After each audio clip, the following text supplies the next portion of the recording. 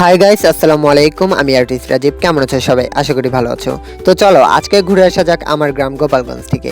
আমি সকাল সকাল উঠে রেডি হয়ে গিয়েছি, আর এখানে দুটো ব্যাগ আছে। বড় ব্যাগে রয়েছে ফ্যামিলির জন্য জামা কাপড়, যেগুলো আমি কিনেছি। ছোট ব্যাগে আমার জামা কাপড় রয়েছে। তো সকাল সকাল উঠে পড়েছি, যেহেতু কিছু না কিছু তো খেতে হবে, কারণ আমি এত সকালে কিছু খেতে পারি না। তাই আপু আমাকে একটা ডিম এবং একটা পরোটা ভেজে দিয়েছে।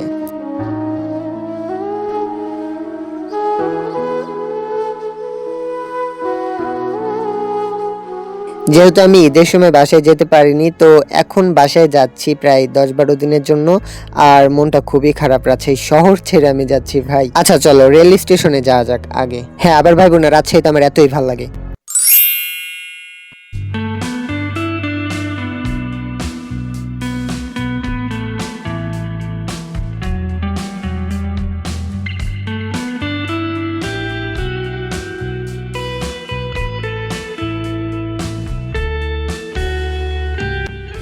তো এখন যে ট্রেনটা দেখতে পাচ্ছ, সম্ভবত এটা বনলতা এক্সপ্রেস, যেটা ঢাকায় যায়। তো এই ট্রেনে এতটাই ভিড় ছিল যে একটা লোক দরজা দিয়ে ঢুকতে পারেনি বলে এভাবে জানালা দিয়ে ঢুকছিল। তো আমি আবার ভিডিও করে নিলাম। আর ডোন্ট মাইন্ড, ওকে।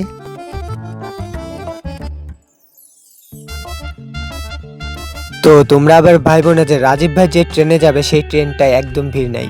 দেখতেই পারছো দরজাতে ঠেলে ঠেলে ভিতরে ঢোকা যাচ্ছে না, আবার ভিতরে ঢুকেই দেখতে পাচ্ছি পুরো ট্রেনটাই ফাঁকা। বুঝি না ভাই, এরা দরজার সামনে এত ভিড় জমিয়ে কি লাভ পেয়েছিল। তো মনটা একটু খারাপ, আবার মনটা অনেক খুশিও লাগছে। অনেকদিন পরে গ্রামে যাব, আবার মনটা খারাপ। এখানে দেখো আমার কাকি এবং বড় আপু আমাকে বিদায় দিতে আসছে। তো এনাদের মুখের দিকে তাকালে আমার মনটা খারাপ হয়ে যাচ্ছে যে কত এনাদেরকে ছেড়ে আমি কতদিন থাকবো জানি না। তো ট্রেন ছেড়ে দিয়েছে, চলো দেখা যাক গন্তব্য কত দূর হয়।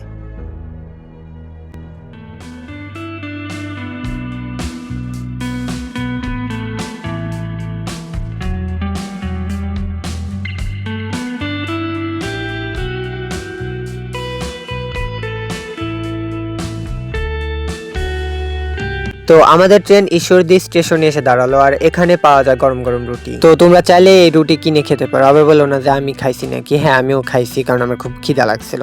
আর এরপরে পাকশি থেকে আমরা রূপপুর পারমাণবিক বিদ্যুৎ কেন্দ্র দেখলাম। এরপরে দেখলাম লালন শাহ ব্রিজ বা লালন শাহ সেতু।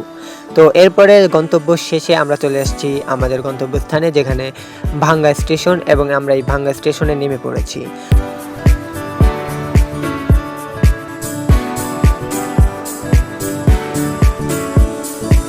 তো ট্রেন থেকে নামার পরে আমাকে আবার গাড়ি খুঁজতে হবে, যেটা আমাকে আমার গন্তব্যস্থানে নিয়ে যাবে। তো এর কারণে আমি ব্যাগটা নিয়ে ভাঙ্গা স্টেশনে গাড়ি খুঁজছি। তো ফাইনালি একটা গাড়ি পেয়েও গিয়েছি, যেটা আমাকে আমার আরেকটা জায়গায় নিয়ে যাবে। তো এবার তোমরা দেখতে থাকো ভাঙ্গা গোল চত্বর। তোমরা যারা আর্টিস্টিক রিফাতের ব্লগ দেখো তারা অবশ্যই এই গোল চত্বরটা চিনে থাকবে, ভাঙ্গা স্টেশন বা ভাঙ্গা গোল চত্বরটা।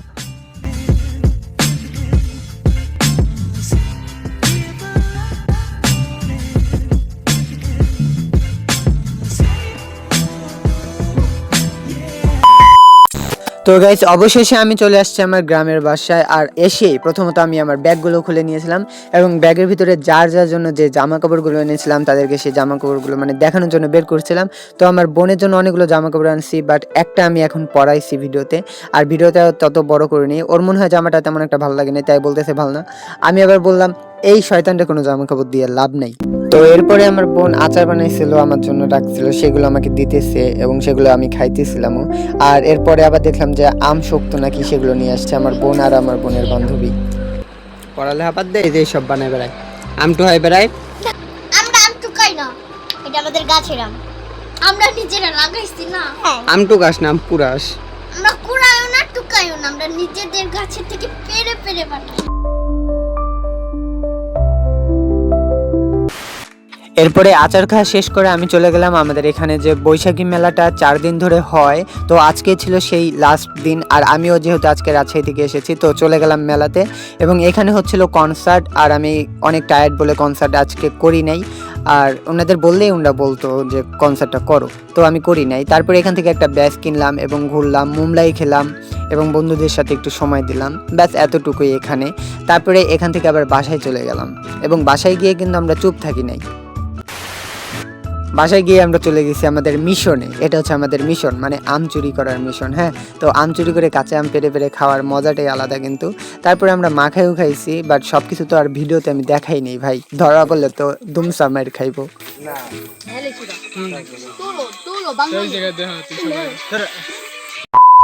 তুলু তুলু তুলু।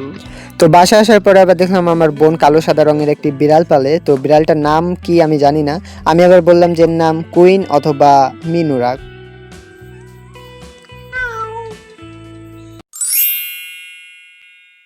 শিল্পরে কেম ভাই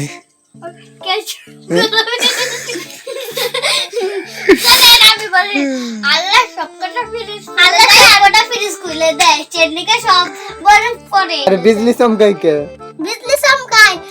আমি কই ছাড়ি কই যে তেরে উঠে ওই ফ্রিজ গলায়। না না, আমি বলি ডিরামের মতো বড় পুড়িয়ে এইরকম দুধ দেয়। ঠিক কইছিস। এইবার ক আকাশেতে বৃষ্টি পড়ে কে সেটা ক। এলিয়েনরা আকাশেতে হিসু করে দেয়।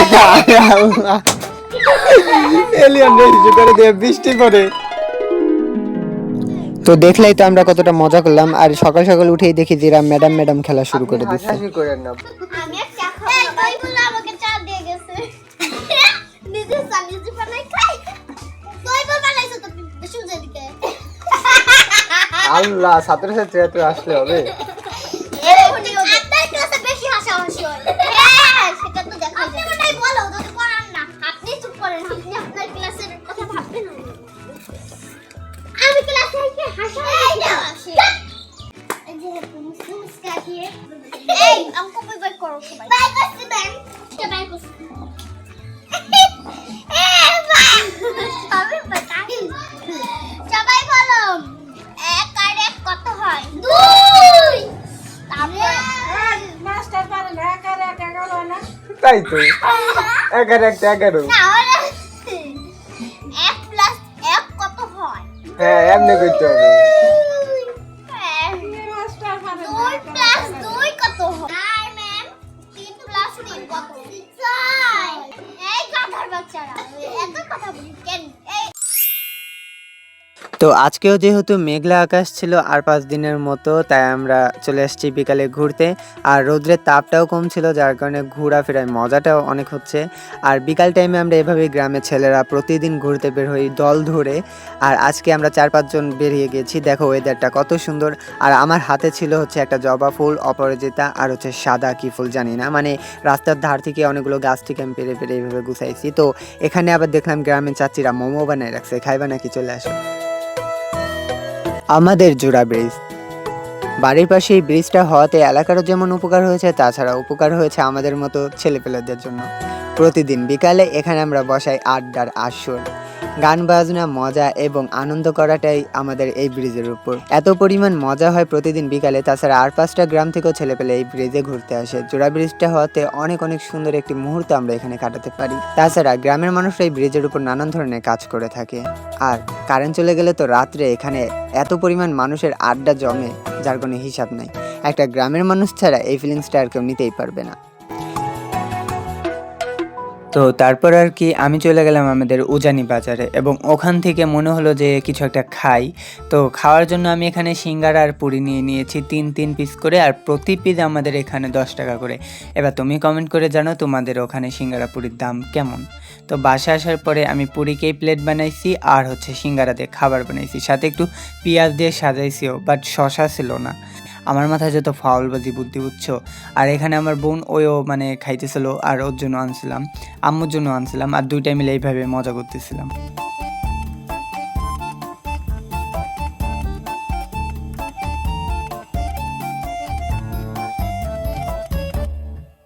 এত খাওয়া দাওয়ার পরেও আমার খিদা মিটে নাই। এবার একটু লুকাই লুকাই রান্না করে খাইতে হইব, কারণ রাত হয়ে গেছে। এখন রান্না করলে আম্মু আমার ঝাঁটাপিটা করবো। তো চলো রান্না করে চলে আসছি, এবং লুকিয়ে আমি হচ্ছে বাসায় ভাত ছিল ফ্রিজে, তো ভাতটাকেই আমি একটু ভাজি করছি আমার মতো করে। আর আমার রান্না কিন্তু খুবই মজা। হ্যাঁ হ্যাঁ, তোমরা যারা খাইছো জানি না কেমন, বাট আমি যখন নিজে নিজে রান্না করি না, তখন কিন্তু ওটা খুবই স্বাদ হয়। কারণ ওটা ঝাল কম বা ঝাল বেশি এরকম না, নিজের মতোই রান্না করে নিজের মতোই মজা লাগে অনেক। এবার তোমরা যদি আমার রান্না খাইতে চাও তাহলে কমেন্ট বক্সে আইসা হাত পাতো দিয়া যেমনই, বুঝছো? এবার বলবা খাইতে বসে আবার ফোন দিয়ে কি করতেছি, তাই না? ফোনে ভাই আমি খাইতে বসলে ফোন না দেখে খাইতে পারি না, আর ফোন যতক্ষণ না দেখবো ততক্ষণ আমার খাওয়া হবে না, আর মানে পেটের ভাত হজম হবে না এক কথা। তো আমি খাইতে বসে এইভাবে ফোন দেখি, এটা একটা বাজে স্বভাবটা চেঞ্জ করতে হবে, বুঝছো? কারণ ঝাঁটার পিঠা খাই নাই তো, খাইলে ঠিক হয়ে যেত।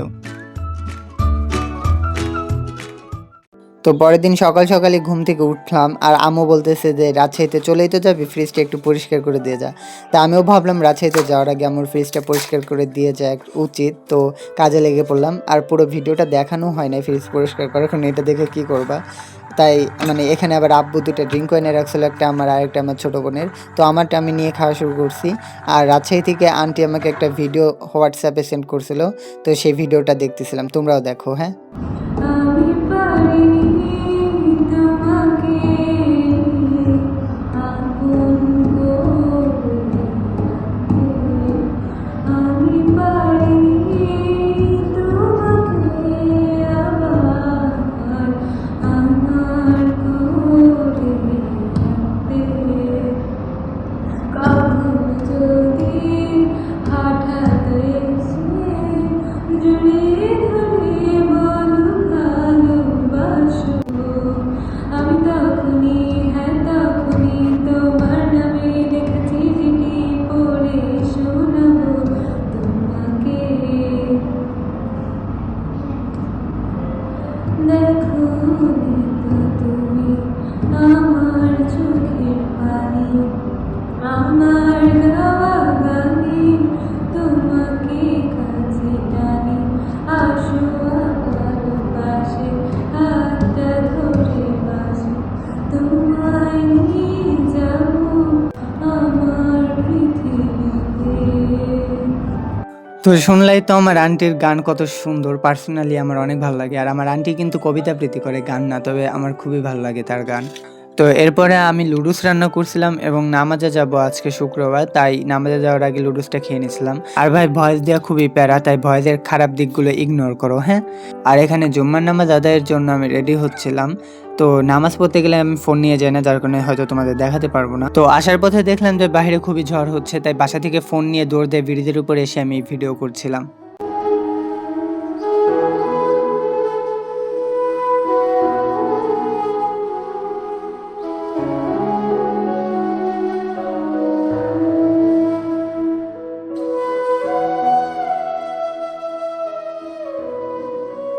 তো গাইজ তোমাদেরকে অসংখ্য অসংখ্য অসংখ্য ধন্যবাদ এত বড় ভিডিওটা ধৈর্য ধরে দেখার জন্য শেষ পর্যন্ত।